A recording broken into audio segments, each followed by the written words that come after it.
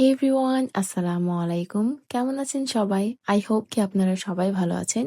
প্রথমেই সবাইকে রমাদান মুবারাক। তো এই ব্লগটা আনতে অনেক দেরি হয়ে গেল।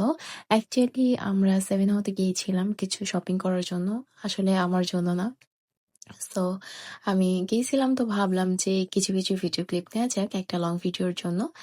সো আজকে কিন্তু আমরা বারবিকিউর জন্য নট অনলি বারবিকিউ, আজকে হচ্ছে হটপটের জন্য, বারবিকিউর জন্য প্লাস রমাদানের জন্য কিছু বাজার করা হবে। সো এগুলো নিয়ে এই ব্লগটা থাকছে।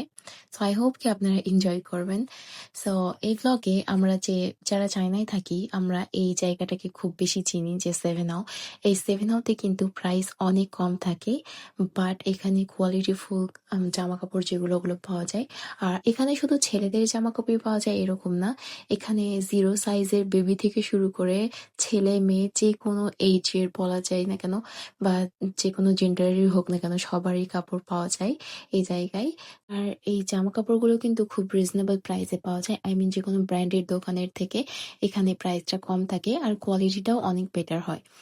আর তারপরে তো এই যে মিরর দেখে মেয়েদের যেটা স্বভাব আর কি, যে হ্যাঁ মিররে ছবি তোলা বা ভিডিও করা, তো আমি একটু করতেছিলাম।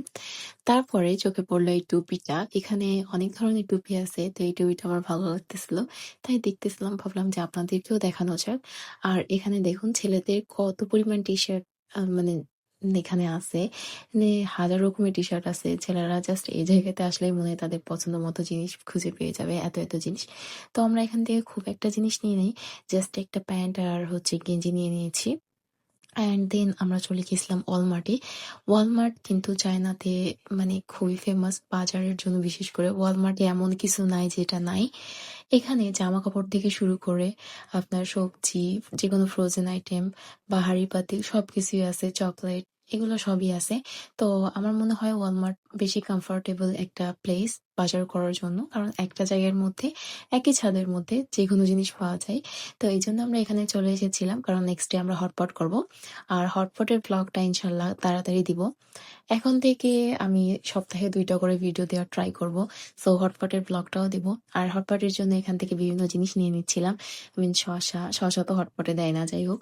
আমি এখানে এই যেগুলো ফ্রোজেন আইটেমগুলো নিয়ে নিচ্ছিলাম। এই ফ্রোজেন আইটেমে কিন্তু সবকিছু আছে। সো আলাদাভাবে একটা জিনিস আমাদের কেনার প্রয়োজন হয় না। অ্যান্ড দেন কিনে নিয়েছিলাম বিফ, কারণ হটপটে কিন্তু স্লাইস করে বিফ দেয়। সো ওই জিনিসটা খেতে অনেক ভালো লাগে, এই জন্য বিফ নিয়ে নিয়েছিলাম। অ্যান্ড দেন আমি এখানে সবগুলোর প্রাইসটা দেখে নিচ্ছিলাম এই মেশিনের সাহায্যেই। জাস্ট ক্লিক করে দেখা যায় যে হ্যাঁ কোনটা কত টাকা এসেছে। তো 2টা ক্যাপসিকাম নিছি, 12 RMB পার হয়ে গেছে, মানে 200 টাকা মতো, বাংলাদেশি 200 টাকা মতো। তো যাই হোক, তারপরে আমাদের বাজার করা শেষে দেখতেছিলাম যে সবকিছু ক্লোজ করে দিছে। আই মিন অনেক রাতে গেছিলাম আমরা। সো আমরা তাড়াতাড়ি করে বাজার করে ফেলি। আর এখানে দেখতেছিলাম যে আস্তে অনেক জিনিসই কেনা হয়ে গেছে।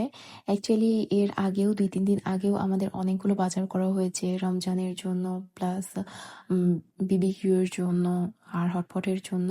অ্যান্ড দেন চোখে পড়ে এই এগ টার্ট, আর এগ টার্ট দেখে তো মাথা একদম নষ্ট হয়ে যায়। এগ টার্ট আমার অনেক বেশি প্রিয়। সো এগ টার্ট নিয়ে নিয়েছিলাম। অ্যান্ড দেন ওখানেই গরম করা যায়, আই মিন ওখানে ওভেন ছিল। সো এগ টার্ট খেয়েই চলে এসেছিলাম বাসায়। আর এগুলোও বাজার আমরা অর্ডার করেছিলাম মাইছাই থেকে, সো এগুলোও চলে এসছে।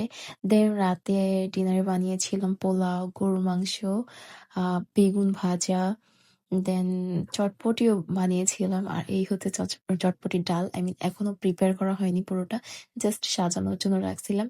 দেন ডিম ছিল, সালাদ আর আলু ভাজাও ছিল। আলু ভাজা কিন্তু আমার অনেক বেশি ফেভারিট। কার কার এটা পছন্দের এটা কমেন্ট করে জানাবেন। আর কোকো ছিল। অ্যান্ড দেন খাওয়া দাওয়ার পর একটু হাঁটতে গিয়েছিলাম।